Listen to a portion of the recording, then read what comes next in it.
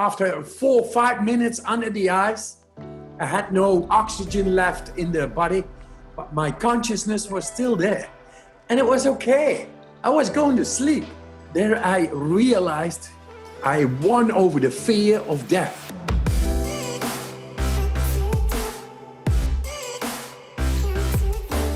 Hey everyone, welcome back to On Purpose, the #1 health podcast in the world. Thanks to each and every single one of you that turn up every week to listen, learn, and grow.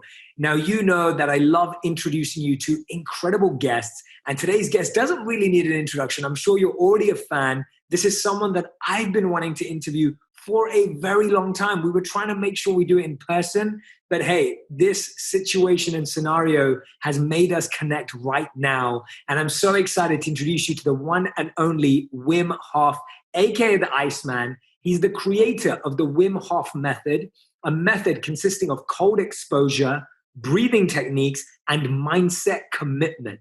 For the first time in history, scientific research has shown that people who practice the Wim Hof method can influence their autonomic nervous system and immune system.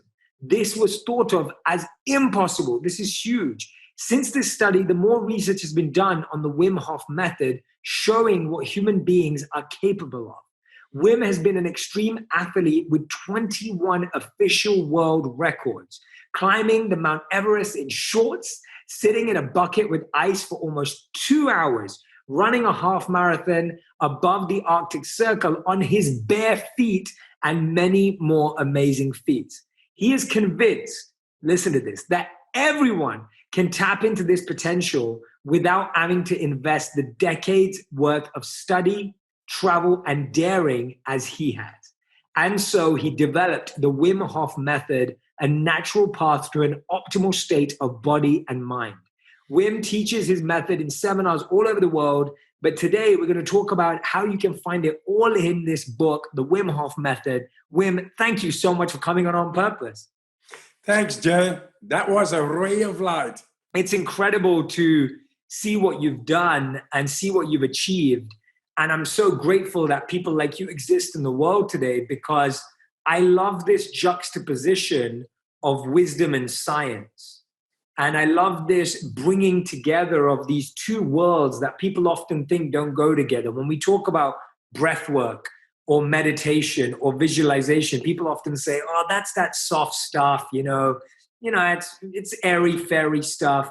And then you see someone like you, and all of a sudden I was like, okay, well, Wim is not airy-fairy. Wim is like a tough guy. He's done a lot of tough things. And then you've got the science. I think it's incredible what you're doing, Wim, and thank you so much for doing it. Great, yes. Let's enlighten you from your angle as being the greatest podcast, the greatest podcast on medical science, health in the world. That is my aim. That's my aim. It is so much my aim as I have to tell a little story in the old Upanishads in India. There was a contest between 3 archers, and they came together and they had to aim and see who was the best. So the first one aimed, and he shot into the middle of a target, a fish it was, inside a tree, laid there, about 150 meters away. That is like 160 yards away, aiming with the arch and a bow and arrow, and boom, in the middle. And then another came, and the second one came, and he aimed and he got it in the head. And then the last one came, and he aimed and he shot. And then they first did not see where the arrow was gone, because it was exactly gone in the blackness of the pupil of the eye. And it had become one with it, something like that. And everybody knew at that contest who was the best. It was a man called Arjuna. And then they asked him, how did you do this, Arjuna? Tell us, explain us, show some light on this. And then he said, yes, first I saw the wood. Then I saw something shiny in a tree. And then I saw the shiny thing become bigger. I saw an eye. And the eye, it became so big, I could not miss. That is our mind capable of. If we only live to our true purpose, then we cannot miss. If we use 100% our mind, which, by the way, we don't own our own mind. We are schooled in something that is providing production for a system that is sodomizing the planet, that is not into the immune system, the health, nor into the happiness, nor in the strength of people, but into the brutto national product, the economy and money. And the creativity, therefore, is gone. The originality, the identity of a person is gone. And logically, you become sick. You become depressed. You don't know what is your purpose. Then you live aside of your true core, which contains happiness, strength, and health. We are talking health, then I talk soul. And because soul was something, where is it? Where is it? Now we got the measurement devices to go into the DNA.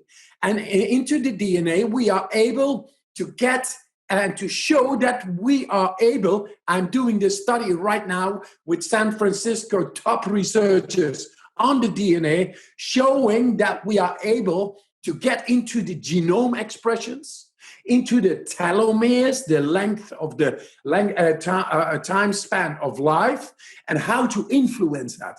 And with that, into the genetical past of our ancestors. Our ancestors have given us encrypted codes in the genetics, and we were thinking within science, we cannot influence into that. And I say, yes, we are built to solve the problems of the past, of the ancestors, and with that comes enlightenment. And now it's no longer something abstract. What is abstract is killing the planet, is shooting people to the moon, is shooting people to Mars, to Venus. I don't know what they do, but that is abstract. It hasn't got anything to do with the guarantee to become happy, strong, and healthy, which I want to give to my children, to my friends, to everybody around me, with all the respect for the inner nature, outer nature coming together. There is the soul, there is the purpose, there is the health. And now we have the measurement devices. But before, when I was in the young, I thought, hey man, I'm not going to take this. I don't think war is normal. Disease is normal. Abuse is normal. Stress is normal. I don't think that is normal. I think this happiness, strength, and health, that is normal. And to respect wildlife and people in poor countries and help, love, that is my aim. But how to get around that? How to make it tangible and strong? I did not know, but I followed my gut. I followed my intuition. And those now show to be internal neurological networks called proprioception, interoception, and they were thought of not to be able to be top-down regulated, like mind over matter was not possible. I showed how to do it. Where did I get the wisdom of? Not out of the books, out of nature. Mother Nature provided me, and now I'm showing all in scientific comparative studies that we are built, innately capacitated to provide health, happiness, and strength through a control, absolute great control over our immune system. As you said in the beginning, the immune system, innate immune system, the damaging factor right now with COVID is the innate immune system, the overactive immune system, the cytokine storm. And we were to believe that it is not able to be suppressed by humans. And we showed this very clearly in 2014. We can suppress it within a quarter of an hour. Through what? Through the life force itself. What are you talking about, life force? Breathing. Just breathing. Deep breathing, manipulating it like consciously stopping the breath after releasing carbon dioxide. We become alkaline inside. Then the carbon dioxide trigger is no longer there for breathing. And you are just sitting. And while you sit for 1 minute, 2 minutes, 3 minutes, without air in the lungs. This is known in the old yogas, the kumbhakas, it's called. But hey, I did not know. It was too abstract. Where was it? I went into the cold water, and what happened? I began to breathe deep. That is the natural way. And we got alienated from the life force, from bringing oxygen and chemistry, the right chemistry inside our bodies and inside the depth of our brain. We forgot about it. We alienated, disconnected. Yoga is about connecting. Yoga, huge, is a Sanskrit verb for connecting.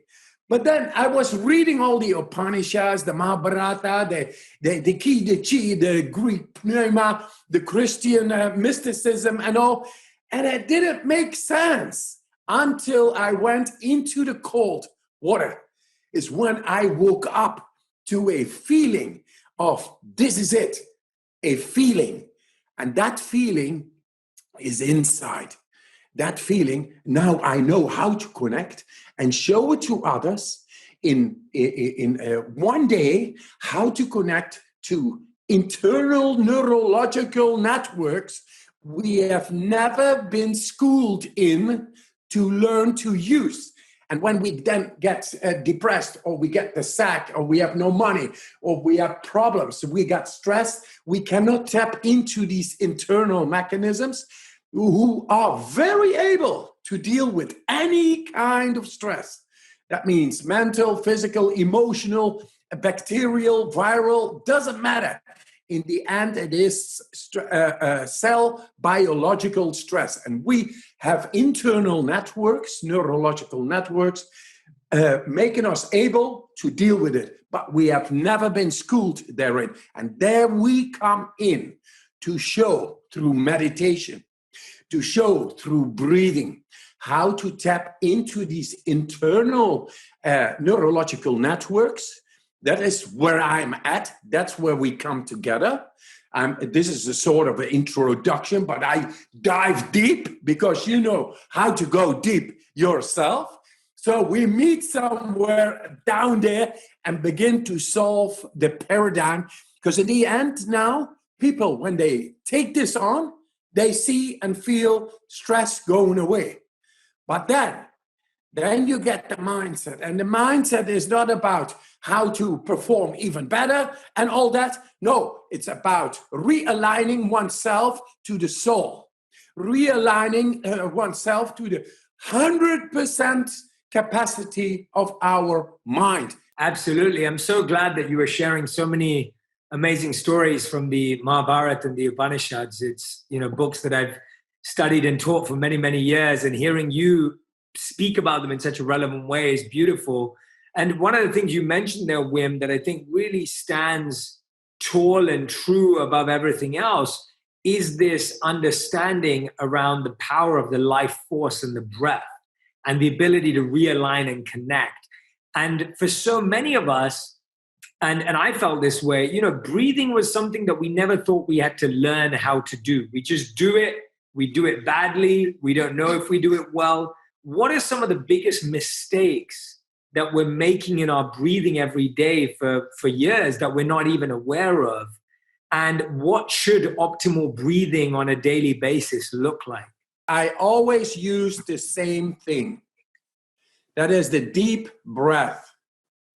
Any deep breathing techniques that are able to deal with the stress in your individual, original, your typical, specific life is the right one. Right. So pranayama is the control over the life force. And that's pranayama. But I could not understand that before when I was young. I went into the cold, and the cold doesn't show through words. It shows through a power, through aggressive impact, through 1,000 needles. How to be not a pincushion, but to be in control. To be in control over the depth and to change the chemistry. To change the chemistry with that connect. With that, being able consciously to connect after changing the chemistry, we are able to get in with our will, the neurotransmitters of our will, in connection with the neurological pathways nature has set within us. We got 5 external and 3 internal. So anything that is able to create the right chemistry for you at will to be able to connect with all these neurological pathways and to learn to influence and to control them, that is the right breathing technique. Now, I saw a lot of breathing techniques, but they did not really, they were not effective. And then going into the cold water, I stopped thinking about it and adopting through books what it is. I was doing it. And then the right breathing technique came. Because the cold, as I always say, is merciless but righteous. It is a teacher. And the teacher loves you, so he doesn't mess around with you. He brings the love, and the love is not sentimental, it's powerful. And it's every day, so much energy. And a disease suddenly is gone. And your mood, you are able to regulate. And you are happy all the time. What is this? This is what the teacher gives you because he loves you. And he comes to you and cuts all the shit out of you. And that can be painful in the beginning, but it's nothing but an awakening. I took this for 25 years on my own, and because everybody was saying I was crazy. And I still have to say, I think they are right. I am bloody crazy. I'm crazy about life. And I want, and I am changing fundamentally science, medical science as it is. Because you know, as me, that the autonomic nervous system was considered, after hundreds of years, stated scientific language and facts and building up of what our physiology was capable of and not, and that at will we were not able to tap into the autonomic nervous system, we were not able to get into the immune system, and we were not able to get into the endocrine system. And now it has been shown in 2014, we are able to do it. We showed that in a comparative study. And you don't need to go like the yogis for 20 years or 30 years into seclusion and then find all kinds of cities and supernatural powers. You are more than normal. Everybody is born to be more than normal. He is born to be superb, to be great. Their mind is great. They talk about the mind and that it is unlimited in its power, but who is doing it? Now, because the paradigm now is about producing in the world, production, and more and more and more. It is not about love. It is not about caring.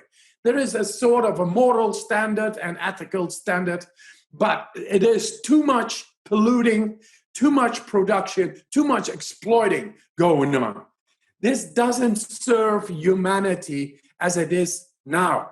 And we have come to the moment now where we have to change. We have to show the people the purpose of everybody's life. But are we capable of entering into that new paradigm? Because that's the question. And I say yes. For that, I built up through science. Because nobody's going to believe a crazy man like me going into freaking cold water. And man, I'm not going to do that. He's crazy. And he's breathing so strange. Hey, man, that is not good. Hey, don't believe what he said. So I go through science. I went to television first, did all kinds of records, got the attention of the world. Then I said, hey, scientists, come in, test on me. And I will prove wrong what you have been writing up till now of what we are capable of. You say depression cannot be solved, but by pills and medicaments and all kinds of chronic diseases. That cannot be solved. I will show you that we are able to beat inflammation and to regulate our mood, which makes depression, bipolar, psychosis, all these things go away like bad spirits. We are able to control that. And how? This is what I showed in 2014 on inflammation. Within a quarter of an hour, the inflammation went down after instruction in 4 days. Not 20 years, 4 days. Now I can do it in 1 day. I bring people to the ability to suppress the inflammation caused by an injection of E. coli. Now, inflammation is also the damaging factor of COVID. We can beat the damaging factor of COVID-19. But they are not getting to this study which showed how to prevent, how to beat COVID-19, for example, in the beginning, inflammation. I've been looking it up. Those are interleukins. And the interleukin number 1, number 6, number 8, and number 11 are responsible for the damage in the lungs, creating a sort of edema because of the wrong lung function. And it acts and it overreacts. And you get this reaction and suddenly it's stuffed inside. You cannot breathe anymore. But in the beginning, you can beat the inflammation. And that's why podcasts like this is a great channel to get to common sense of people, because we are built with the doctor within us. We have healing power, all of us. We are born with it. We are never schooled with it.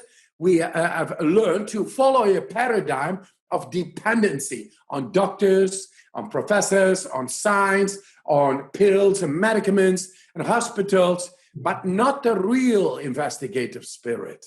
Yeah. The real investigative spirit is about what is the soul, how to be healthy, happy, strong, how to equally divide the power among people. Because a happy person is not making war, is not going and grieving for money and power. A happy person is unconditionally there.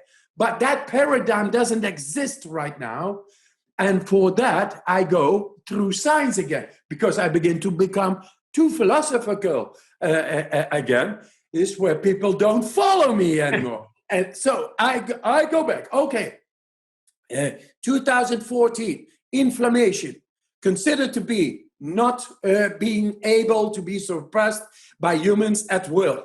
We have proven them after 16,000 cases wherein it went wrong, with the same experimental model of endotoxemia, E. coli bacteria injected. They all got sick, and suddenly 12 people I trained within 4 days did not become sick after injection of the E. coli bacteria. And then they saw that these persons all had tapped into the autonomic nervous system, into the immune system, into the endocrine system, all systems considered to be not done at will by humans. So that was 2014. We reproduced that study bigger, and we got the same results. That is Nobel Prize winners level. But it doesn't make pills. It doesn't make money. It's for free. We got it all. It's just an awakening to this power and to quit with the old paradigm of dependency and get into the freedom of your own capacity to enter in the whole of your own mind. That is freedom. That is power. And with that, you can realize through your creative power, the life force, who you are, what you are. Then the soul is there and happy, strong, healthy. Hey, man, it's right there. That's the source. That's the core. And that's what we want to provide to the people. But because that sounds like philosophical, okay, let's get back. Let's get back to the best of brain scans in the world. One of them is one of the two best brain scans is in Hanover. In Hanover, Germany. You know, Germans go to the gym. They go really meticulous. They look until they find something we never saw with their machines. They are very good at it. So one of the best brain scans in the world is in Hanover. Some doctors and professors took it on this method. And then normally we have a control of 16% in our brain over our neural activity at will. 16, 17, maybe 18, whoa, intelligent. Now, the guys who did the experiment with this breathing technique, with the so-called the retentions, this breathing technique coming from nature, coming from just going into the cold, man, and deep breathing showed in the brain scan to ignite and activate not 16 or 18% of the brain activity, neural activity in the brain, but 100. That means we are able at will to change the chemistry and with that, the neurology of our brain.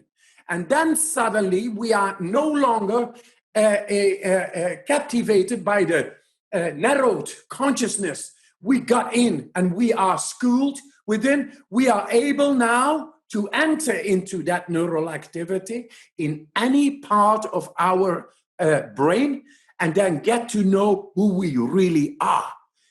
And let the creative power, the life force, the breath, and our consciousness is electricity, is light, and it gets in there and it finds exactly the way what needs to be done to ancestrally solve the matters of the encrypted codes of our ancestors and become and enlighten it. Very simple. This is everybody's ability. We are born with that. And now it's the time to show it. And therefore, this podcast is very important because you are my mirror. I know you. I can feel you. I can see you. And I can only talk like this because you are there. Your consciousness, I get through. And from there, we use it as a stepping stone because we love people. We bring it to people. We want to enlighten people. Hey, man, it has arrived. The soul has arrived, and your creativity is your choice now. What do you want? We want to give it all. I love your passion, but what I love about what you're saying, and please, everyone who's listening or watching right now, pay close attention to how Wim is constantly going between the philosophy and the science and the practice, because it's all three of them together. This isn't just a mindset shift, it's a physical shift, but it's also a soul shift. And so when you have shifts in all three areas that are aligned at the same time, that's when you see this change. Now, Wim, I want you to share with us, because some people may be aware, some people may not be, but when we talk about your incredible achievements, I also think you're such a great storyteller of what you've lived. And I'd love for you to share with us, when you're climbing Mount Everest in shorts, what are you thinking about during the hike? Like, what is going on here? Because for most of us, even wearing a full jacket and snow boots in the New York winter would be seen as still it's cold. What to speak of you being in shorts on Mount Everest? what is happening here? What is happening in the soul? And what is happening in your body at that time? There is more than meets the eye. And my intuition, my instinct was ready to take on a bigger challenge, to mirror, to get to know that instinct, to get to know what this intuition is pointing at. I just have to follow it. So it is a gut feeling. A gut feeling got into me and was saying, okay, first they climbed to Mount Everest in clothes and with oxygen. Then somebody did it without oxygen. And I think it's now time to do it without oxygen and without clothes. Just following the gut, Hey, why not?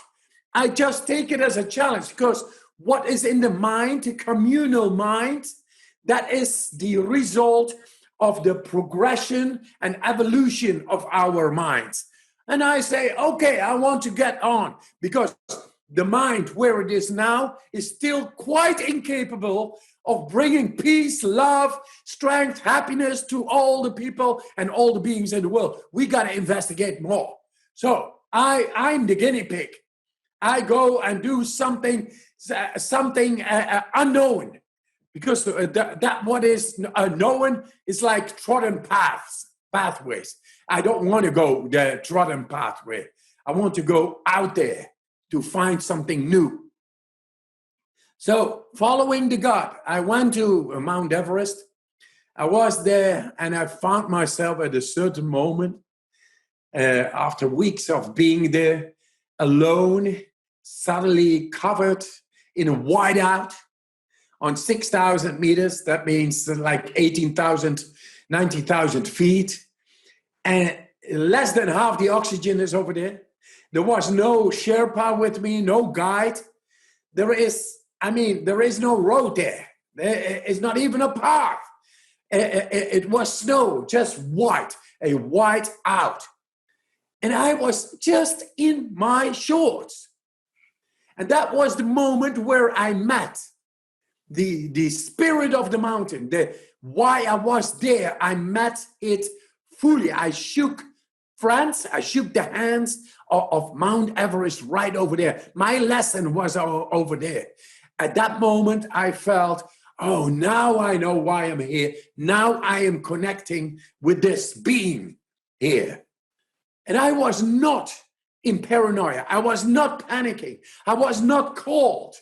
I was not anything of those things. I found myself observing myself that I was without all that. Hey, I just feel good. I feel light. And there I was in a whiteout, completely lost on 90,000 feet in my shorts. 3 hours later, I found a camp somewhere. I could have found nothing as well, but I was okay. I felt great. And that it showed to me the lesson was that, hey man, any stress, if you follow your gut, you will be able to take it on as a test, as a lesson of life. Because the greatest lesson of life, death itself, you will prepare yourself for the next stage. And don't be afraid, because it is beautiful. Just follow your gut. I think of death, which I found in another challenge, under the ice. I lost the way under the ice, and I had no goggles on, so I could not see. It was a blur, and I was trying to find a hole while swimming, breath hold, and I passed the hole apparently, but I couldn't see it. And I went more than twice the Olympic distance under the water, but there was no agony. I was fully in control. My consciousness went less, more, sleepy. But there was absolutely no pain, no agony. The light at a certain moment is sleepy. Under the ice, breath hold. After 4 or 5 minutes under the ice, I had no oxygen left in the body, but my consciousness was still there. And it was okay. I was going to sleep. And then somebody grabbed me by the ankle, brought me back to the 60-yard hole, and I came out of there. And there I realized that death is nothing negative. I won over the fear of death, and our concept, whatever we have learned, the fear, the unknown, the confusion about all that I lost over there. And so I got many stories of many challenges on Mount Everest, in the snow, in the Antarctics, and under the water, under an ice cap of a meter, or standing for hours in ice, or hanging by one finger in midwinter on 2 kilometers up in the air. Nothing is there but your body and your mind to be tested, to get a full-blown realization of who you are and what you are. And that goes past any fear, any blockage. It's a knowledge which is omnipresent, and it has all the purpose. It leads like the life force, like a river, and suddenly you get there and you become one with it all. And that one is healthy, happy, strong. Wow. And there we are. And that's the way I wake up every day. What are some of the positive stresses that people can put their minds and bodies through to get to that stage? So none of us are going to run to that being on, an Everest in our shorts. What are some of the things people can do every day to start building that muscle so that we wake up? Like you're saying, like you wake up. How do people start doing that daily? The little things we can do every day. Just know that you are built to be happy, strong, and healthy. Dave Asprey asked the bulletproof guy, he asked me, Wim, what is enlightenment? And please put it in one sentence. I said, okay, here it comes. In one sentence. Just be happy, strong, and healthy. That what makes you feel disconnected from yourself. That is not you. That is some other force inflicted upon you. If you know it, yes or no, it does not matter. The matter is connect with yourself. Find happiness, strength, and health. That's who you are. That's where your energy is needed for. There is the purpose, and that leads to enlightenment every day. And listen, you don't need to climb Mount Everest. You don't need, because I had to do that because it was not in the books what I tried to find. So I had to follow my gut, and it got me in some strange situations. And then I found out I can get out anything. Now I'm not doing that anymore because I don't need it. I don't need it, and I'm showing in science incredible stuff that is written not to be able to be done. They say a transformational technique that will change mental health care. Michigan, Detroit, psychiatry, Wayne State University. They did tests on me and on the brain. And then they found out I'm tapping into areas of the brain that were not known for humans to get there at will. And with that, they found the keys how to unlock the potential to solve mental disorders of any kind, to get into mood, into emotion itself. And this was all unknown, but I know we are built to be happy, strong, and healthy. Get into this breathing, just a quarter of an hour. It has shown through science to effectively change the biochemistry, becoming very pH value, very high alkaline. It peaks, it spikes, then it comes back in the right order, and then suddenly you feel that the stress is gone. What is that? That is your natural state, your natural biochemistry. The way we are schooled has created a conditioning that messes with our biochemistry. So we have to make sure in the morning on empty stomach to get our right biochemistry going. And with that, we get into this new paradigm. Where do you believe in? Do you believe in I cannot, or I can, I am. I am happy, strong, and healthy. That is who I am. And the rest needs to be removed out of my body, out of my mind. That paradigm that made us dependent on doctors and all that, hey, man, let it go, because you don't need it, and not even the doctors need it.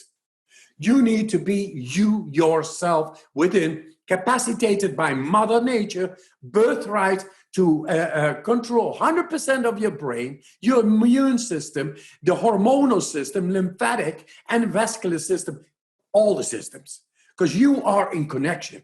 That if you go back to Patanjali, like 1200 years and some more, he says in the beginning about connection, huge, that's the verb.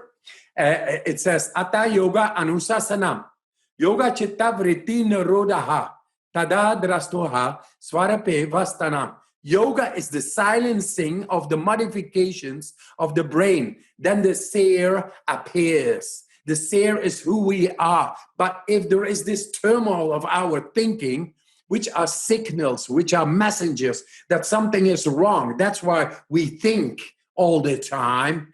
When that comes to rest, then the blood flow goes into the depth of the brain, and the whole brain is illuminated with the right neural activity.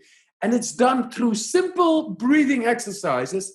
And then you are able to change at will to who you are and what you are. And you are a happy, strong, healthy person, all of you, with a beautiful mind. I want everyone who's listening and watching to start repeating that to themselves, because Wim has repeated it so many times. And the signal, the energy that I'm getting from Wim is I need to say that to myself every morning and every night, because the challenge is that the noise that builds up in the mind is constantly telling us the opposite. So every day we say to ourselves, I'm tired, I'm stressed, I'm overwhelmed, I'm pressurized. So we are saying, I am this all the time. And so it's not like you're adding some funky thing to your life. You're just replacing it. And you're replacing it with something that's actually going to push you in the right direction. And what I'm going to ask Wim to do for us now is, Wim, I'd love for you to guide us through a simple breathing technique that we can follow when we're feeling overwhelmed or stressed or pressured. I'm going to do it with you, and I'd love for you to guide us, as you've been saying just now, because I really want people to get into that I am healthy, happy, and strong, and build that as a mindset, but to find the breathing to match it. So can we do that now? Yes, of course. Amazing. Let's do it. Okay, we are all relaxed now. The world is gone. The world is gone. Here we are. A vessel, beautiful mind. That's who we are. Shake it up, shake it out. Ah, nice. Right on. Okay, cool. Move your belly fully in. Your chest. And then you let it go. Once again. Fully in. Letting go. Fully in. Letting go. This technique has been approved, go on, in the university. So we don't need to mind. It works deeply. More deeper than any books has written about. Okay, fully in, letting go. Tingling can come. You can feel lightheaded, loom in the body. It's all right. Whatever you feel different. Okay, there we go again. Fully in. Letting go. Fully in. Letting go. Fully in. Letting go. Fully in. Letting go. Just follow the breath. Fully in. Letting go. Fully in. Letting go. Fully in. Letting go. Fully in. Letting go. Fully in. Letting go. Fully in. Letting go. 10 more. Fully in. Letting go. Tingling, all good. Fully in. Letting go. Whatever you feel different, breathe into it. Make it stronger, intensify. Whatever you feel, make it stronger. Fully in. Letting go. Fully in. Letting go. 5 more. Fully in. Letting go. Fully in. Letting go. Fully in. Letting go. Last 2. Fully in. Letting go. Fully in. Letting go. Here comes the last one. Fully in. Let it go. And stop. Close your mouth. No breathing. No need. We have blown off the carbon dioxide. We are very alkaline in the body. This makes the neural activity able to go everywhere in the body. It makes it go away any blockage. And blockages are related to fear because then we have no control. Then fear comes. But we have control because we are connected to the flow, to the light, to the neural activity, to the autonomic nervous system. As simple as it is, witness. Just be. Because the body is restoring itself to its original nature. That is of flow in the brain, in the body, all connected. It cleanses, it recognizes. It's able even to go into the DNA now.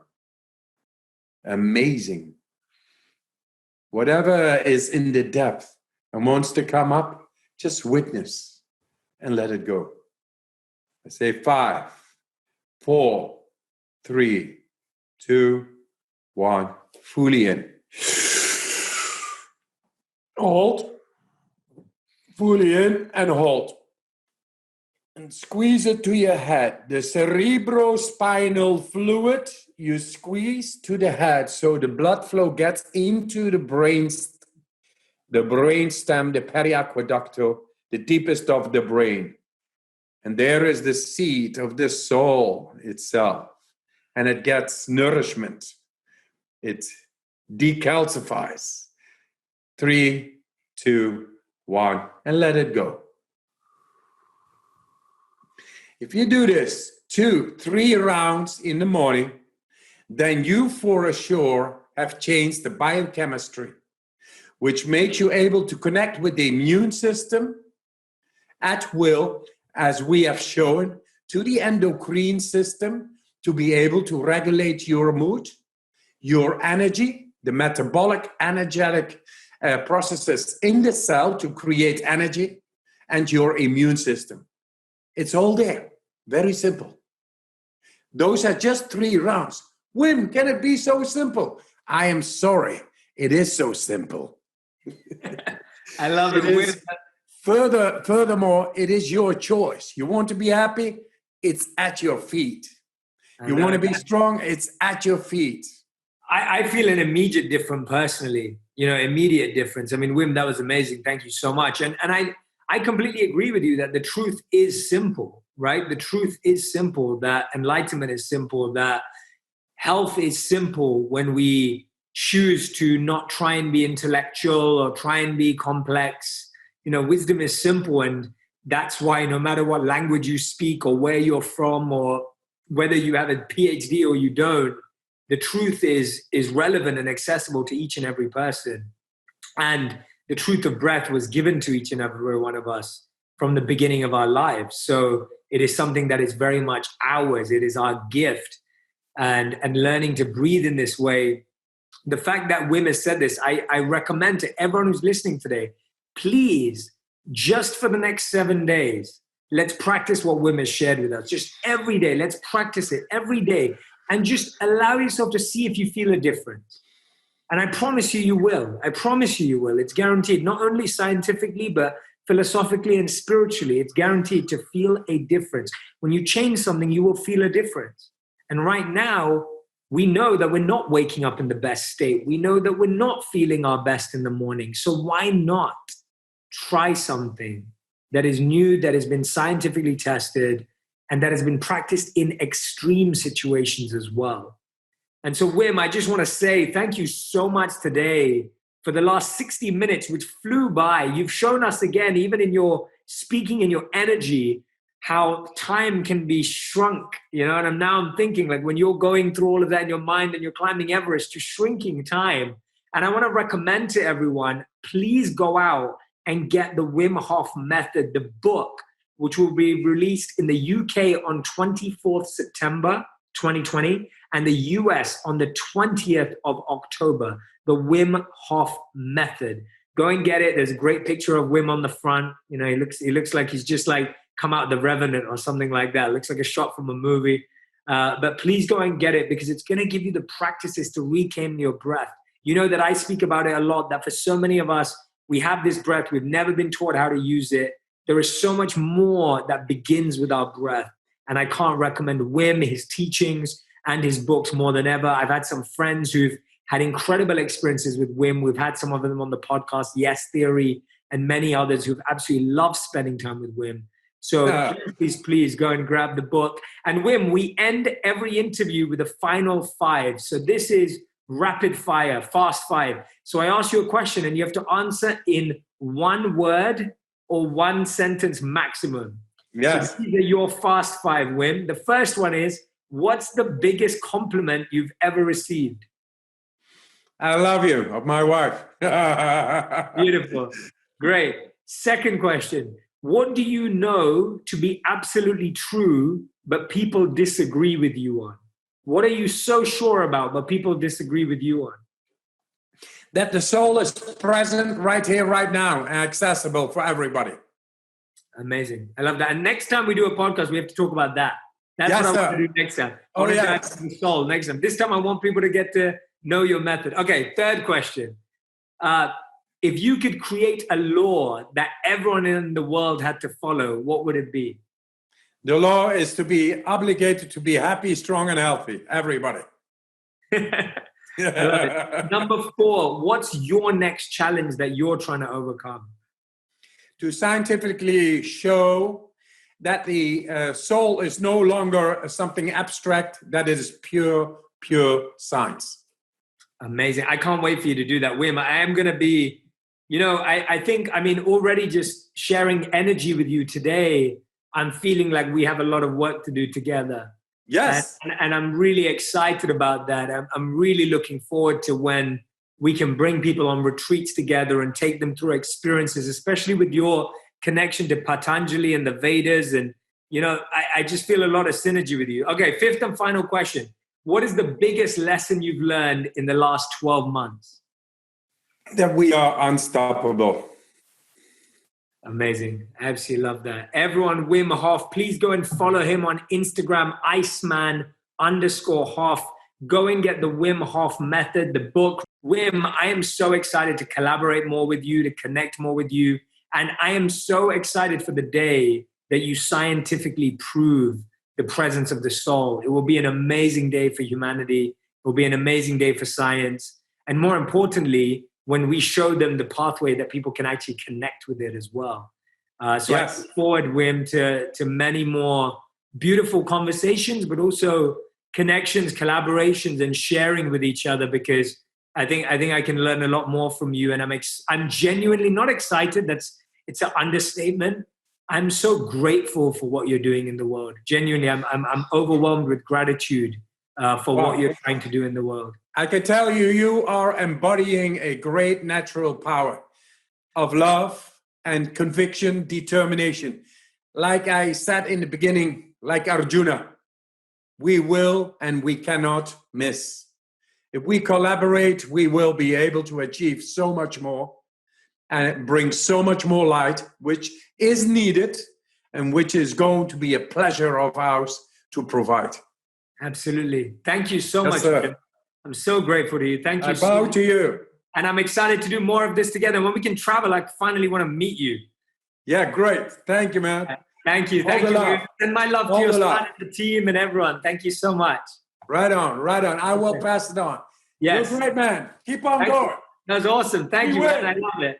I appreciate it, Wim. You're great. Hey everyone, my name's Jay Shetty and welcome to my YouTube channel. Every week I'm sharing 3 videos that are going to help you feel more fulfilled, feel more happy, and more successful. Make sure you subscribe to this channel so that you can find out about the videos as soon as they launch. Press the like button and leave a comment, and let's keep making wisdom go viral together.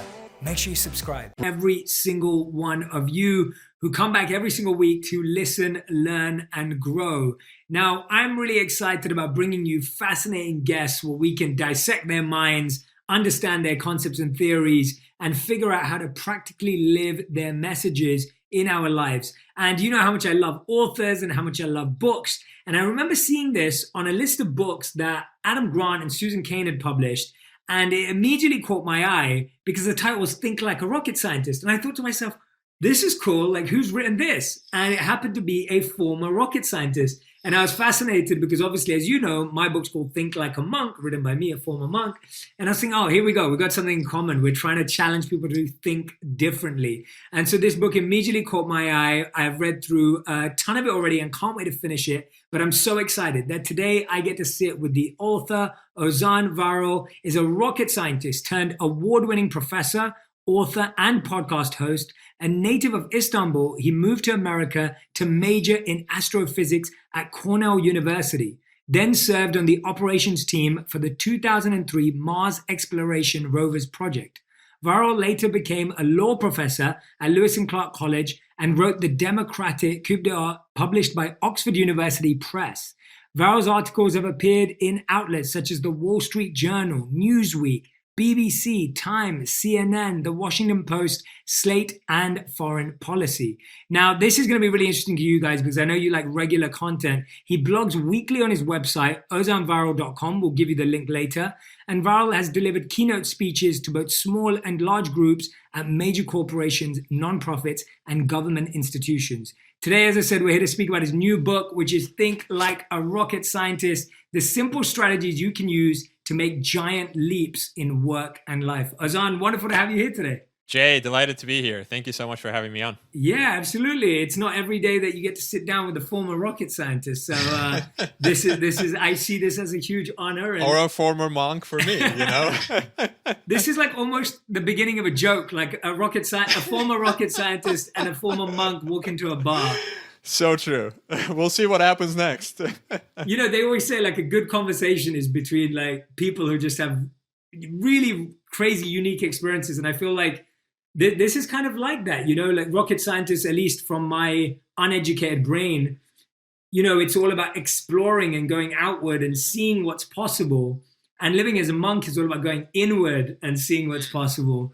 And so it's fascinating to sit down with you and think about that. But I want to start off with this question as we dive into your book and talk about many things.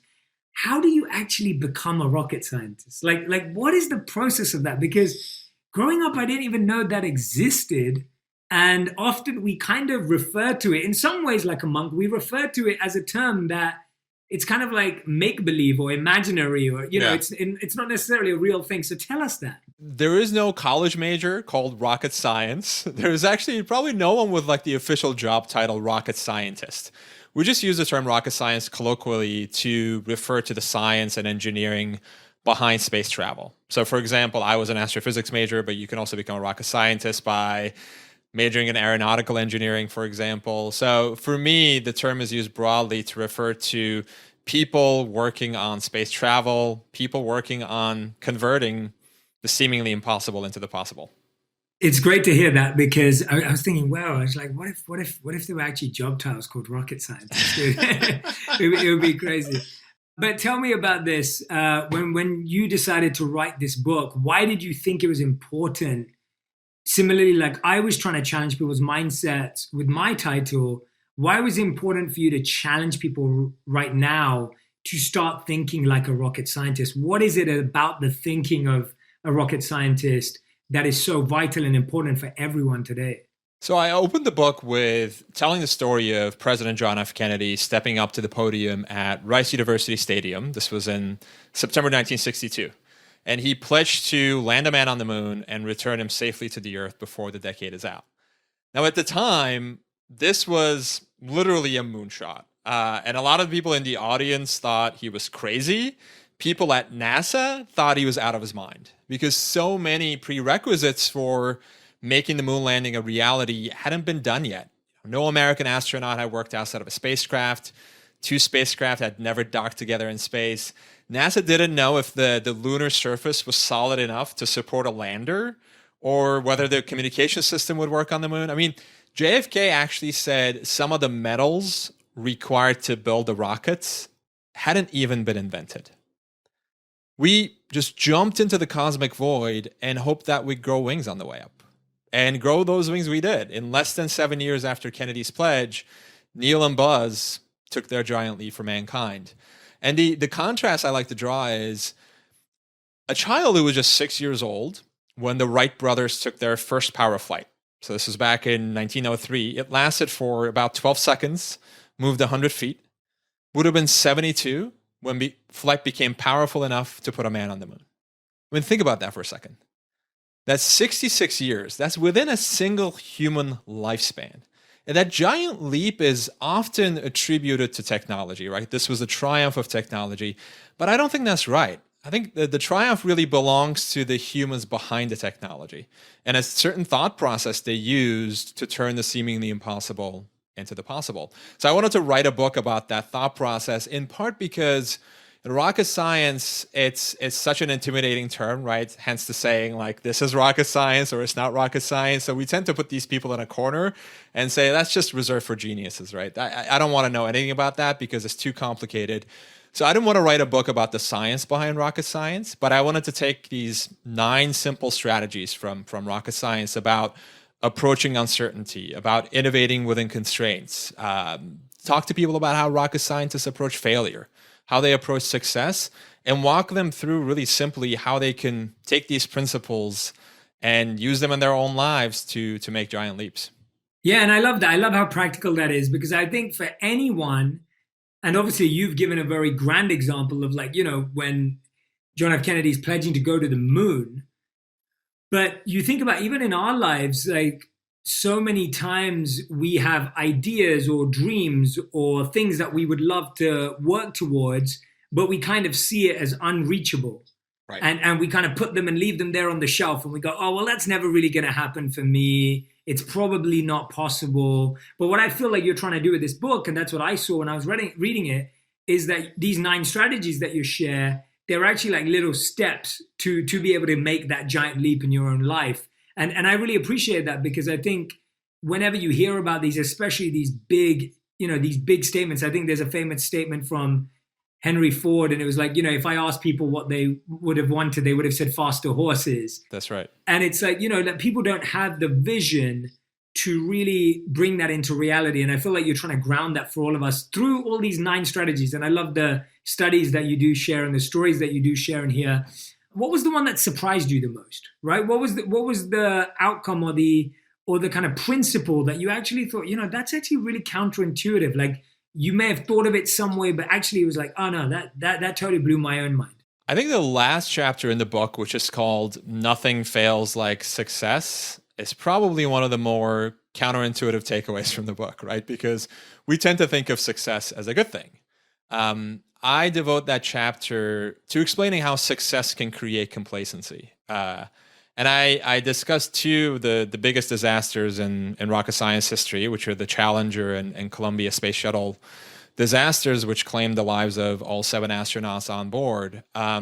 And those disasters happened after NASA had experienced a string of triumphant successes. And NASA began to develop tunnel vision, even when engineers were raising their hands and saying, look, the O-rings, which were responsible for the explosion of the Challenger, they were being damaged flight after flight. And one engineer, actually, 6 months before the Challenger disaster, he wrote a memo that turned out to be really prescient. He said, if we don't do something about the problem with the O-rings, which, by the way, are these flexible rings that seal the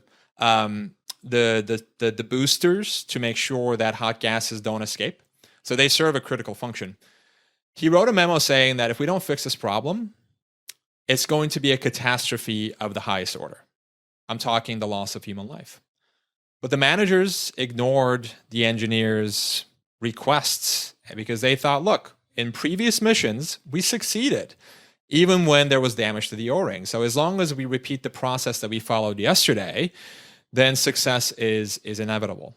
And basically the same thing happened after the Columbia Space Shuttle disaster as well. The technical flaw was different, but the underlying cultural flaw of success creating complacency, of success creating conformity, was very much the same. And so to me, that was really counterintuitive because, our first instinct when we succeed is to start lighting cigars, right? Popping champagne corks to start celebrating. But when we do that, we fail to realize that we may have succeeded despite making a bad decision, despite making a serious misstep. And if you don't sort of sit and conduct the same type of analysis that might follow a failure, if you don't look back and say, you know what role did luck and privilege and opportunity play in this success? If you don't do that sort of reckoning, then those small little failures will eventually snowball into something that you can't control. So I think there's a lot of value to thinking of ourselves even after we succeed as a work in progress. So I think the moment you think you've made it is the moment you stop growing. The moment you declare yourself to be an expert on something is the moment that you start, making confident declarations without backing it up with the facts. The moment you think you're in the lead is the moment you just stop listening to other people. And so I think there's a lot of value to, even when success arrives, to staying humble and realizing that, you succeeded not necessarily because of your genius, but you may have gotten lucky. And if you don't fix the errors that happened in the path to that success, then those small failures might catch up to you in the long run. Yeah, I think that's a super powerful and strong message. I think I saw this really good viral video recently. I think I shared it too on Instagram. It was a video that someone had compiled of, and the tagline was "Don't celebrate too early." And it was a compilation of like swimming races, marathons, sprints, where the person just started celebrating when they were about to hit the line, and then number two came and took their place. And it's happened multiple times. And obviously that's in a very specific, race scenario. But even in life, it's so much so, I feel like, you don't learn as much when you win unless you conduct that analysis. And I remember in a very small way, every time if I did well in exams, I would always regret it the year later when I'd be like, wait a minute, how did I do well last year? Like, I wish I wrote down why I did well, right? Because then I would have something to go off. And you're so right that there's such a need for that post-win analysis and the appreciation of not just luck, but the appreciation of things that lined up, the appreciation of things that just happened, not even by chance or luck, but happened because the things that went right that you didn't expect, right? And I think it's almost like when we win, we're like, oh, we expected that to happen. But when we lose, it's like, oh, I didn't expect that. And then that's when we tear it apart. No, I love that. And I agree. I think there's such a need for that. I guess a lot of people feel, and you addressed this too, a lot of people feel like they never win. And so they're more in that category of failing. And I think I've seen this quote before and seen it thrown around before called "fail like a scientist." And it's almost like "fail like a rocket scientist" sounds even more aligned with it. And you talk about failure in the book. Tell us about how to really fail effectively, because you talk about not just failing fast, but learning fast. And I love that change. And I want to know more about that, because I think we hear a lot about, just fail and it's okay to make mistakes and it's okay to fail. But I'm more fascinated by how we can really fail effectively and dive into that, because I think for most people, they don't win and get complacent. We fail, but we don't learn fast enough. So let's dive into that principle. Yeah, that's absolutely right, Jay. And I think the distinction that you just mentioned between failing fast and learning fast is a really important one. Because that mantra of fail fast, fail often, fail forward is all the rage these days in Silicon Valley. I was reading that, and I talk about this in the book too, that Silicon Valley companies are now holding funerals for failed startups, complete with like DJs spinning records and bagpipes and liquor flowing freely. And, and I don't buy it. I don't buy it because going back to our discussion with success too, when you celebrate something, you're probably not learning from it. And so to me, the goal should be to learn fast, to not fail fast. And research really bears this out too. And I said a research study of cardiac surgeons who actually get worse after they fail, after they botch a procedure. They don't get better. Failed entrepreneurs are no more successful at taking a company public than first-time entrepreneurs. It happens. We don't learn from failure because often we attribute failure when we fail to external factors. We say we failed not because I made a mistake, but we failed because it wasn't the right time, right? We failed because of the customers or the competitors or the regulators. And when we don't do that internal reckoning, then we don't learn from anything. So moving from failure to failure without really learning is a recipe for disaster. And so scientists take a very different approach to failure. To them, and this is true for successful businesses and successful people as well, failure, it can be the best teacher if you know how to approach it properly. And almost all breakthroughs are evolutionary, not revolutionary. So let me talk about what I mean by that, because you're right. A lot of people think like they're not succeeding, but they're not succeeding because their time horizon is oriented toward the short term, right? They're looking at the next week, the next month, and they're not looking, as Kennedy did, 7 years down the road, or even a year down the road. So if you look at scientific history, every single breakthrough has been evolutionary. Albert Einstein's first several proofs for E equals mc squared completely failed. Thomas Edison famously said, I haven't failed. I just found 10,000 ways that won't work. James Dyson, the famous British inventor, he spent, I think, 15 years, came up with over 5,000 prototypes of his bagless vacuum until he found the one that worked. So we tend to be obsessed with grand openings, but the opening doesn't have to be grand as long as the finale is. And I think one of the best things that we can do, and I see this with businesses, with politicians, businesses are chasing these short-term quarterly outcomes.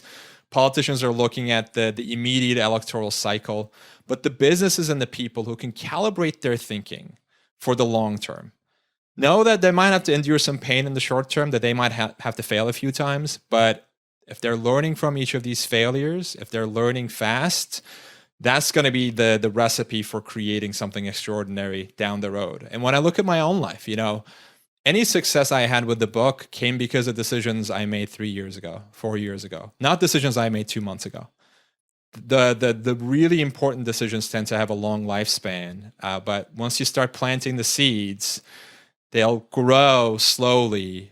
But if you keep doing that, then they become something that's really far more than what you could have expected, which is true for the moon landing as well, right? I mean, 7 years from Kennedy's push to landing on the moon is really incredible.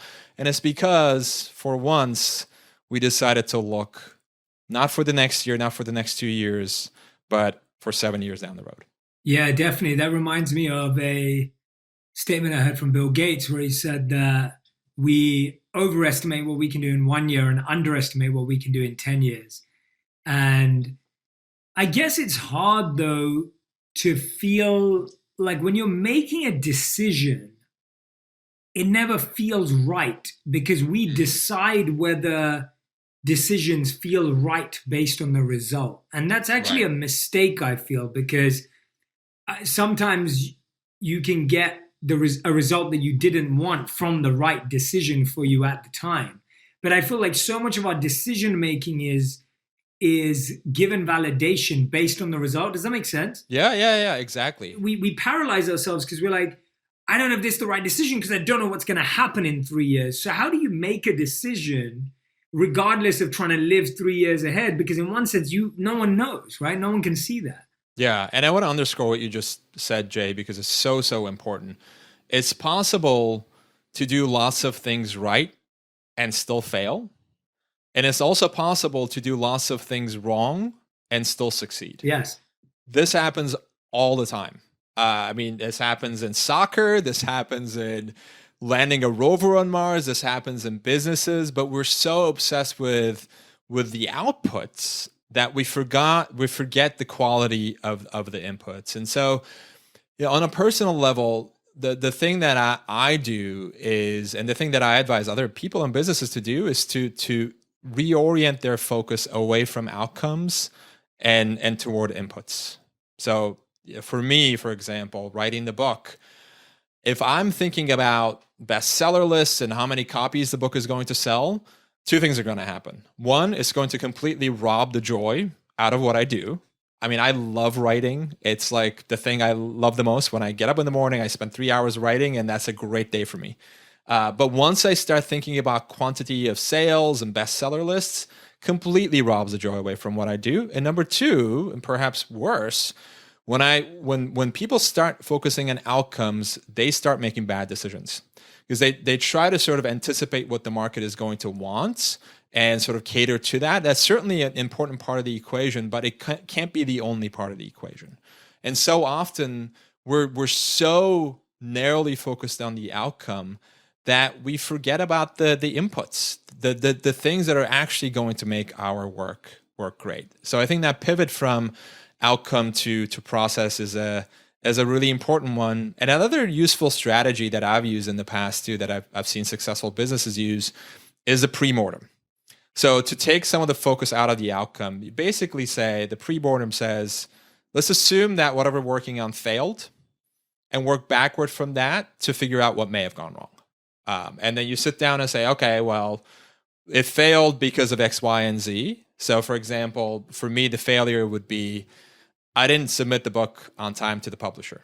And then I work backward from that to figure out, well, why may I have failed, right? It could be because I didn't do the research in a timely fashion. It could be because I wasn't doing the writing on a consistent basis. And then you figure out basically ways to guard against those threats. And that also has a way of, I think, identifying things that could lead to potentially bad outcomes. But really the best thing we can do is to be more input oriented and less outcome oriented. And that requires, after, by the way, both failure and success, asking the same questions. What went wrong with the success? What went right with the success? What went wrong with this failure? And what went right with this failure? That takes the focus off of the outcome and points you toward what matters, which are the inputs. Yeah, I'm so glad we agree on that. I've actually shared something very, very similar with the book. When I get asked the same thing, it's I couldn't agree with you more. It's such a obsession with the process, because it's that obsession with the process that gives the best opportunity for the result. Exactly. As opposed to the focus on the result and the reward completely takes you away from this current ability to be creative. And with what you were talking about, creators, I've often described it as like selfish creators and sellout creators. So I think of like a sellout creator is a creator who's trying to pander so much to the audience that you miss out on your inner voice, which is actually what makes it unique. And then the selfish creator is kind of like the person who writes a book that only they want to read. And that we know that isn't good either, because it's kind of like, and so, yeah, finding that balance, but still always focused on the input, I think is so important before you start focusing on thinking about how to market something or put something out there. And those are some really powerful entrepreneurial tips. I wanted to ask you if you could explain what first principles thinking is and how Elon Musk has used it, because I think that would really interest my audience as well. Sure. So when Elon Musk was first thinking about sending rockets to Mars, to take people to Mars, he first began by shopping for used rockets on the American market. And Musk was a really rich guy. This was right after he sold PayPal to eBay. But even as wealthy as he was, rockets were way too expensive on the American market. So he then went to Russia, I kid you not, to shop for decommissioned intercontinental ballistic missiles without the nuclear warheads on top, of course. But even those were too expensive. So on one of his plane rides back from Russia empty-handed, he had an epiphany. And he arrived at that epiphany using first principles thinking. So first principles thinking is a way of cutting through assumptions that are cluttering your thinking as if you're cutting through a jungle with a machete. You're basically unlearning what you know. You're leaving behind the baggage of history to pave the way for a better tomorrow. The analogy I give in the book is the difference between a cover band and an original singer. So a cover band plays somebody else's songs, but the original singer goes back to the raw materials, the musical notes, and goes through the painstaking process of creating something new. So Elon Musk realized initially that he was playing the role of a cover band and trying to buy rockets that other people had built. And so he went back to first principles and asked himself, well, wait a minute. What is a rocket made out of? Like, what are the non-negotiable raw materials of a rocket? And how much would it cost if I just bought these on the open market and then built the rockets myself? And it turned out that it was like 2% of the typical price of a rocket, which is a crazy ratio. So he just said, screw it. I'm going to build my rockets, my next generation rockets from scratch. And first principles thinking led him, along with Jeff Bezos' space company, Blue Origin, to upend another deeply entrenched assumption in rocket science. So for decades, rockets that carried their payload into orbit couldn't be reused. They would burn up in the atmosphere or plunge into the ocean, requiring an entirely new rocket to be rebuilt. Now imagine doing that for commercial flights, right? You fly from, I'm in Portland, you're in Los Angeles, Jay. I fly from Portland to Los Angeles. The passengers deplane. Someone steps up to the plane and just torches it.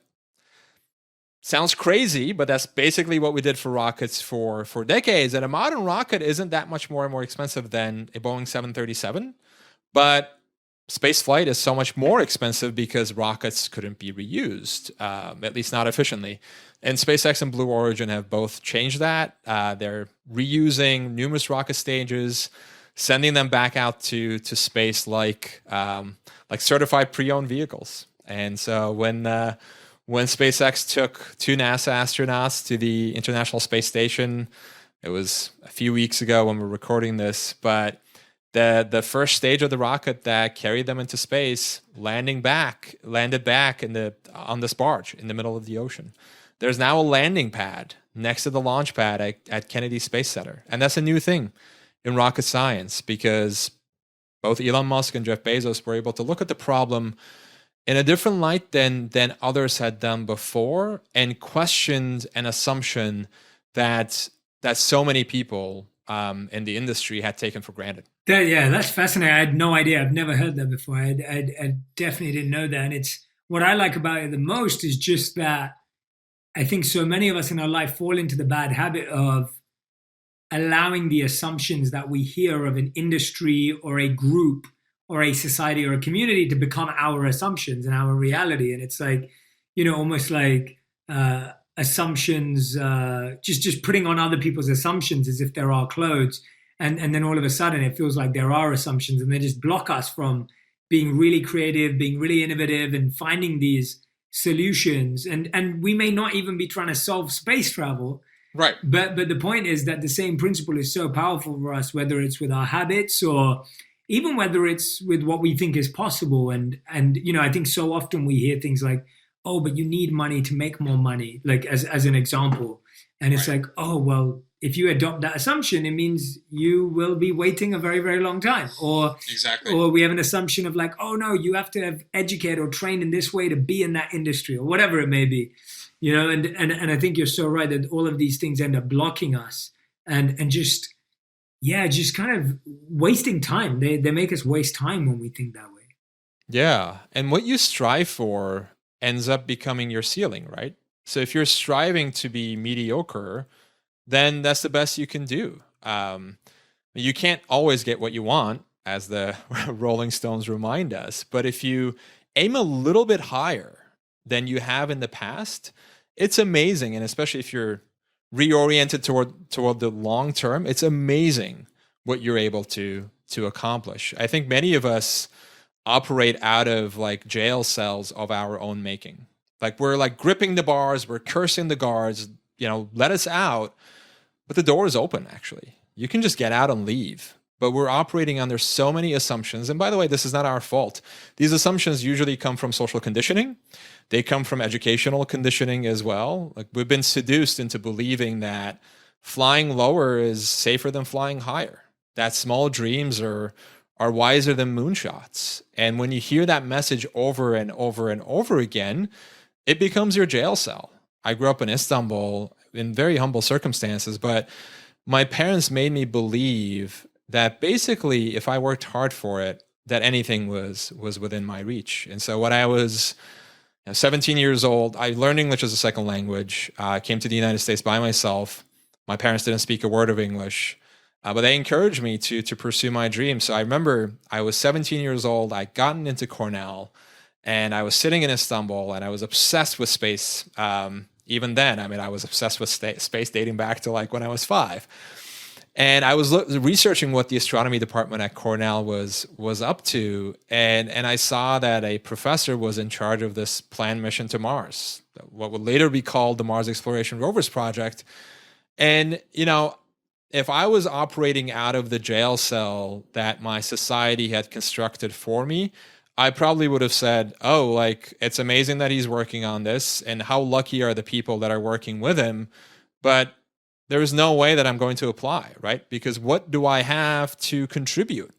And that voice definitely appeared in my head. He said, the voice said to me, you're a skinny kid with a funny name, from a country halfway around the globe. If you send this email to him asking for a job that doesn't exist, there was no job listing, he's just going to laugh, right? Like this is a complete moonshot for you. Know your place and don't do it. But then I asked myself 2 questions, and these 2 questions I still ask myself every day. The first one is, what's the worst that can happen? And the worst that can happen, honestly, in most cases, is like everything that you care for is still going to be there. For me, like the worst case scenario was that he just never write back to my email. And even if you can come up with more answers to that, by the way, write them down. It's really powerful that writing down those possible worst case scenario has a strange way of like disempowering them. And then ask yourself also, and this is the question I asked myself, was what's the best that can happen?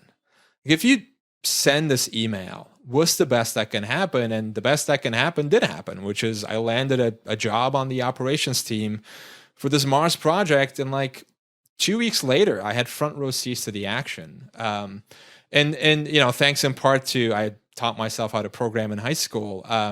But I think that is really, really important, because we get in our own way in so many different ways that it's not our fault. It's so much social and educational conditioning, and it requires purpose and effort and being intentional to be able to strip away those layers of social conditioning to regain our childlike curiosity and the childlike dreaming that we used to do, which is, I think, so important and such a crucial ingredient in any success story. Thank you for sharing that, by the way. I was going to dive into that, so I'm glad you shared that then, your journey to that, because I'm sure many of your school friends would have, not thought about doing something like that, or maybe some of them tried, or maybe some of them wouldn't even have envisioned it. And so often we're thinking differently to the people around us, and it's scary. It's scary to think differently to the people around you. And I think a lot of people listening or watching this can identify with that, where you feel a bit of fear because you're like, oh, maybe I'm not allowed to think like this, or maybe I shouldn't think like this, or maybe actually if I think like this, I'm going to get into more trouble. But you spoke about 2 things there that are really important. You talked about working hard, and obviously we hear a lot about working smart. And what I like in the book is you talk about the difference between strategy and a tactic. And you give this example of Tina Selig's $5 challenge. But the reason why I wanted to bring that up is I think that's a really important distinction, because I think in our journeys sometimes to create these moonshots, there's a big difference between strategy and tactic. And everyone tries to use the word strategy a lot. And we also try and use the word tactic and hacks a lot. But there is a big difference. So if you just explain that to us, the difference in how we think more strategically for our moonshots. Sure. So tactics and strategy, as you said, they tend to be used interchangeably, but they actually refer to very different things. So tactics are, I should start with the definition of strategies. Your strategy is like a plan, an overall plan for achieving an objective. And then tactics are the tools you're using, the actions you're taking to actually get to that objective. And often tactics are traps. And what we see when people look for life hacks, for example, or a formula, they're asking tactical questions. They're trying to see, well, let me see what this other person did, and let me just copy and paste their tactics and expect to get the same outcome, which is usually a recipe for disaster. But strategy is very different. Once you define your own strategy, once you zoom out from the tactics to thinking about what you actually want to achieve in your life, then tactics become a lot more malleable. Then there is like so much more wiggle room in terms of coming up with different ways of achieving something. So you mentioned the $5 challenge that Tina Seelig used at Stanford. If I can just recap that. Yeah, please. I love it. Yeah. So Tina Seelig is a professor at Stanford who runs an entrepreneurship class, and she walks into a classroom and divides up the classroom into teams. And she says each team gets $5 in seed funding. And your goal, you've got 2 hours to make as much money as possible. And then you're going to give a 3-minute presentation to the class. So take a moment to think what you would do if you were in one of these teams. Now, most teams did what you might expect them to do. They took the $5 and they bought, materials for a makeshift car wash, or they went old school and started like a lemonade stand. And those teams didn't do really well. The teams that were a lot more successful asked a very different question. They realized that the tactic, which is the $5 bill sitting in front of you, was basically a worthless and distracting resource. Instead, they went back to first principles, which we talked about before, and framed the problem more broadly as, what do we do to make the most amount of money as possible if we start with absolutely nothing? So one particularly successful team ended up making reservations at popular Silicon Valley restaurants and then selling those reservation times to wealthy executives who wanted to skip the wait. And they made an impressive, I think, $300 in 2 hours. But the team that came in first realized that both the $5 tactic and the 2 hours were not the most valuable in their arsenal. Instead, they realized that the most valuable tool in their arsenal was the 3-minute presentation time they had in front of this captivated Stanford class. They ended up selling that 3-minute slot to a company that was interested in recruiting Stanford students and walked away with like $700. And it's genius, because they were asking the strategic question of like, well, what do we do? What do we have here? It's so easy to get distracted by the $5, right? So ask yourself, what is the $5 in your life? What is how do you abandon that and find the more valuable 2 hours? But even that, how do you abandon the 2 hours and find the most valuable 3 minutes that's in front of you, that's sitting in front of you, that's just looking right at you? Breakthroughs, we tend to think, begin with a smart answer, but they often begin with a smart question that reframes the problem and sees it in a light that no one else is seeing it. Yeah, I love that example. Thank you so much for illustrating again so beautifully. It's one of my favorite ones. And I absolutely love it, because I think, the way you told it as well, which I thought was brilliant, it's almost like, the resource that we almost have sometimes. We're like, okay, so I've got $500 to invest, or I've got $50 to invest. And you're so right that can actually be a distraction and a limitation as opposed to a growth thing. Second of all, the 2-hour time constraint. We often tell ourselves, I've got to do this in the next 3 months. And it's just a false time constraint, right? There's no real deadline to it. And we're putting a false deadline on ourselves. And then finally, we often miss the smallest amount of time that actually could be the most valuable. When you think about 3 minutes, you're like, I've got 3 minutes to present. We've got to prepare for that. But you don't see that as an opportunity. And when you hear that example, you're like, that makes so much sense. But that's not the first thing that would come to any of our minds. I guess my question begins to think, how do we start shifting to think in that direction? What are the habits? What are the mental changes that a rocket scientist or people who are able to think like that, what are the steps that they're taking to get that? Because we're not going to get there overnight by trying to imitate that example. It's very easy to think, next time when someone asks me that cool question, I'm going to try, and then we won't, right? It doesn't work like that. So how do you actually build that mental muscle that allows you to actually think like that? Absolutely. So there's a number of things you can do. One is to first become better at asking questions. I think that's such an important skill, because we live in a society that's so obsessed with answers and finding the right answer.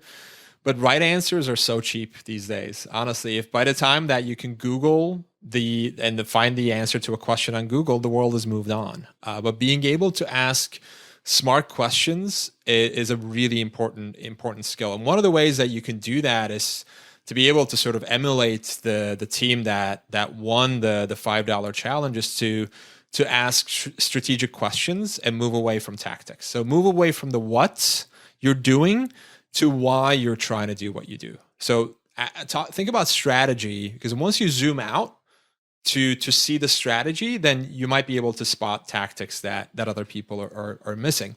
The second thing that I found really valuable is to bring in people into the conversation who know nothing about what I'm working on. So outsiders, basically. And outsiders have a way of asking really good questions to spot what you're missing, because they are not wedded to conventional wisdom. They don't know the status quo. So they're going to ask you what people call quote unquote dumb questions that are actually not dumb at all, because they go to some like fundamental aspect of the problem that you're failing to see. And this is why, by the way, so many of the success stories that we just talked about are outsiders to their industries. So Elon Musk, he came to rocket science from Silicon Valley, and he learned about rocket science by reading textbooks on a beach somewhere in Rio de Janeiro after he sold PayPal to eBay. Jeff Bezos was in the finance world before he went into to start Amazon. Reed Hastings was a software developer before he started Netflix. And all of these people were able to see the holes in the thinking of the established players because they were outsiders. And so this doesn't mean that, you hire an expensive consultant or bring in an expensive speaker. It could be as simple as talking to your significant other or your friend who knows nothing about what you're working on, but presenting to them what you're thinking about and letting them ask those really simple questions that are going to jolt you out of your perspective. The story I tell in the book is about J.K. Rowling and the first Harry Potter book. When she submitted the Harry Potter, I think it was The Sorcerer's Stone, which is the first book, to publishers, they were unanimous in their opinion. They all thought that the book was not worth printing. One publisher in the UK called Bloomsbury Publishing saw promise in the book when others missed it. And the head of Bloomsbury Publishing, Nigel Newton, he saw promise in the book because he had a secret weapon by the name of Alice, his 8-year-old bookworm daughter. And so what Nigel did was to bring the first chapter of Harry Potter home with him. And he gave the first chapter to Alice. Alice read the book, and she came back downstairs and went to her dad and said, "Dad, this is so much better than anything else I've read." And the input of Alice convinced her dad to write a meager £2,500 check to J.K. Rowling to acquire the rights to publish the first Harry Potter book, which, by the way, is the best bet made in publishing history, right? Because J.K. Rowling is now $1 billion author, all because Nigel Newton was willing to get the opinion of someone who was a complete outsider to the publishing industry, Alice, but was a member of the target audience for the book. So that's something else you can do, is to bring in outsiders into the conversation. And then the third thing I would say is to be very intentional about questioning the assumptions in your life. So ask yourself, why do I have this process? Why do I have this routine? Why do I have this habit? Why am I doing what I'm doing on a daily basis? Because we normally don't ask those questions. When we get into the habit of doing something, we're operating on autopilot, right? It's like a choose your own adventure book that always has the same ending. So it's really important to disrupt yourself from time to time and ask, why is this process in place? Why am I taking the same route to work every day? Why am I using this browser to do what I do? I mean, these are very simple questions, but if you extend them to the more important decisions in your life, it's really amazing what can happen as a result. Before we started recording, we were talking about how my book tour got canceled because my book was published on April 14th when the pandemic was wreaking havoc on the world. And, I spent 2 days just being miserable because I was basically trying to control what can't be controlled, right? I can't change the pandemic. I can't change its disruption on my book marketing plans. But then that disruption, I started asking myself the more productive questions of, okay, I can't change the hand that the universe dealt me, but what can I do with the hand that I was dealt? What assumptions am I operating under? And my assumption, by the way, which was not first principles thinking, was that authors do book tours. And that's the only reason I was doing it, by the way, right? Like other authors I admire, they publish a book, they go on a book tour. So I'm going to publish a book. I'm also going to go on a book tour. But not stopping and asking myself the more strategic question of, well, what is the purpose of a book tour? Because a book tour is a tactic, right? In service of a broader strategy of spreading the word about the ideas in the book. That is my overall goal, is to help empower people to think like a rocket scientist, to reimagine the status quo. And if I zoom out and ask myself that strategic question, the tactics become malleable. And by the way, I started to realize that the tactic of a book tour is like the $5 bill. It's not worth it, certainly not, but it's not the best use of my time. I mean, I could get on a plane and fly to New York and walk into a Barnes & Noble and sign books for 50 people and come home, and that's going to take me an entire day or two. Or I could sit in the comfort of my office, as I'm doing now, and do virtual events and virtual book launches and podcast conversations and reach a far bigger audience than I would have reached with a book tour. And often we don't question assumptions until the universe forces out of the status quo, right? Forces us out of the status quo. That's when we start questioning everything.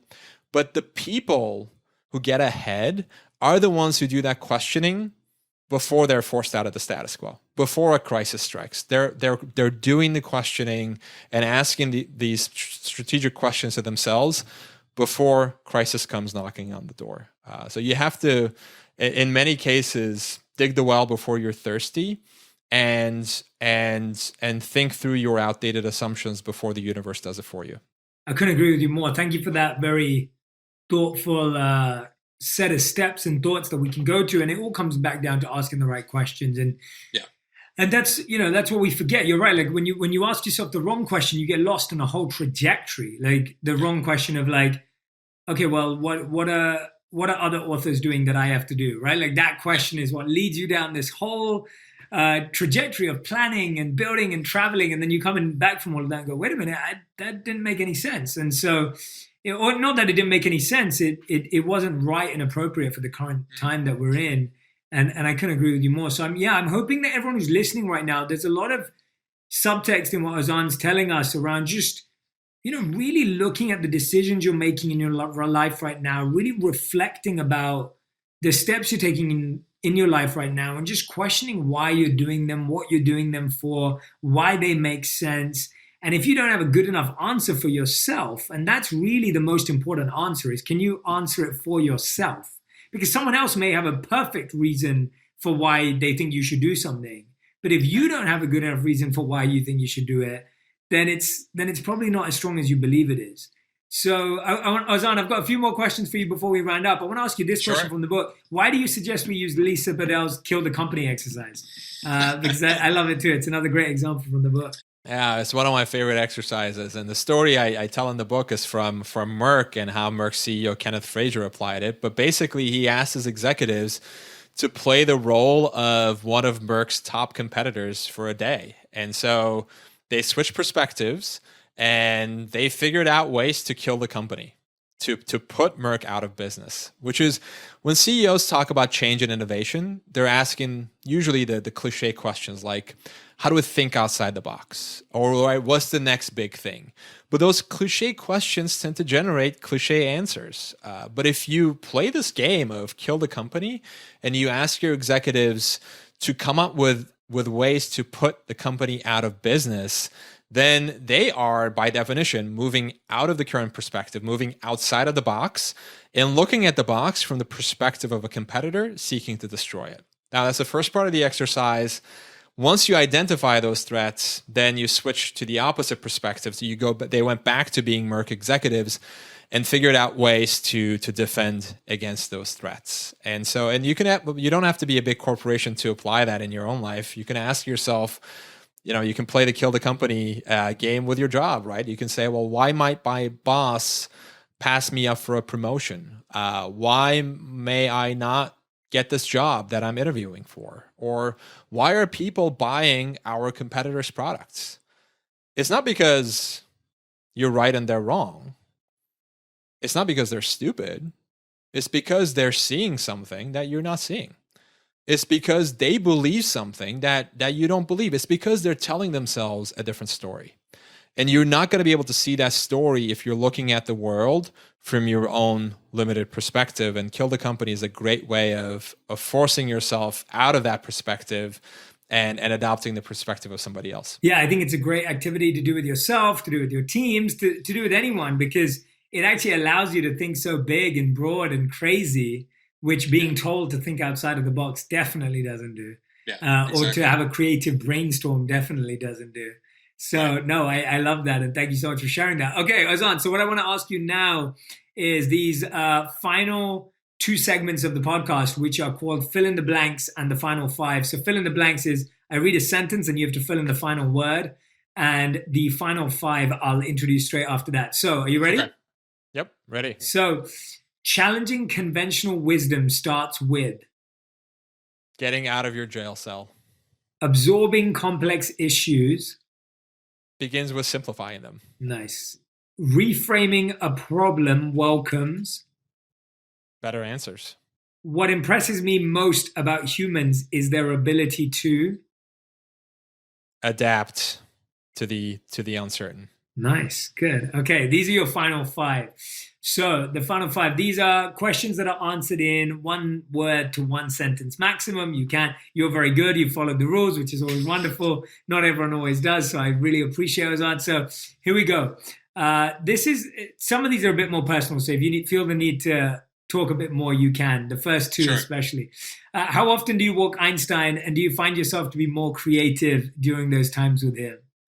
Yeah, we walk him. My wife Kathy and I walk him once or twice a day at least, and absolutely, some of the best ideas I've had in recent memory have come during those walks because, one, I'm stepping away from what I'm doing and actually letting my subconscious make connections. But also, I've got an amazing partner with me, a sounding board, who's asking me the right questions because she doesn't know what I'm working on. So she has that outsider perspective that we talked about, and she'll often help me see things that I'm missing. I love that. That's beautiful. The second question is actually about her, because you started the book dedicated to Kathy, and you say my cosmic constant. Yes. What was the thinking behind the use of that terminology? What does that mean to you? It was a connection to the universe, of course, and thinking like a rocket scientist. And I've had so many changes in my life, coming from Turkey to the United States as an immigrant, and then from astrophysics to law, practicing lawyer to law professor, and then from law professor to popular author and speaker. So the ground underneath my feet has never been stable, really. And my whole life is just the change is the only, or it seems like change is the only constant, but there's another constant in my life, which is Kathy. I love that, man. That's awesome. Weirdly enough, I also dedicated my book to my wife. I love that. Yeah, a few more similar. Mine says, to my wife, who's more monk than I'll ever be. I love that so much. Last 3 questions of the interview. What's something that you were once certain of that you recently changed your mind on? I was certain once that science and spirituality could not be reconciled. And I've changed my opinion about that in the past, probably a year or 2, actually. I had this very materialistic view of the world, not in the monetary sense, but in the sense that like anything that's not subject to proof or disproof by the scientific method was not worth thinking about. And I don't think that anymore. I think science and spirituality, thinking like a monk and thinking like a rocket scientist can coexist in ways that are beneficial to both fields. I love that. Couldn't agree with you more. Okay, last 2 questions. If you could create a law that everyone in the world would have to follow, what would it be? Be kinder to one another. I know it sounds cliche, but it's so important to just be a little bit more kinder to one another and to see each other in a way that we don't see each other. We not looking at people like a commercial transaction, a business card, or the person standing in between you and your Starbucks macchiato, but actually seeing them as a human being who's experienced joy and sorrow, who's experienced triumph and grief, in all of their imperfect, beautiful glory. We don't do that. We just walk past people. We just see through each other as opposed to really see each other. And I think that would be the law I would create is requires to actually see each other. Yeah, I love that. Thank you. And the fifth and final question is, what was your biggest lesson that you learned from the last 12 months? Success doesn't make you happy. If you're not happy before success. And it's not that I wasn't happy. It just, I think I've had this, and this isn't just 12 months, by the way, it's probably my whole life. I tie my self-worth around my accomplishments. And so I would sort of get a big dopamine hit whenever I succeeded at something. And I always thought that happiness was over the next mountain. And as long as I conquer this next thing, achieve the next milestone, that's going to bring me happiness. But if you're not happy before success, you're not going to be happy after success. And to me, it's happiness comes from not those big moments that you anticipate, going back to what we talked about before, but actually reorienting your focus toward the process, toward the little joys of life, like the joy of our morning walk with Einstein, the joy of my morning cup of coffee, the joy of an uninterrupted hour of writing. That's where happiness comes from. Happiness, to me, it doesn't come from the big accomplishments, regardless of what it might look like from the outside.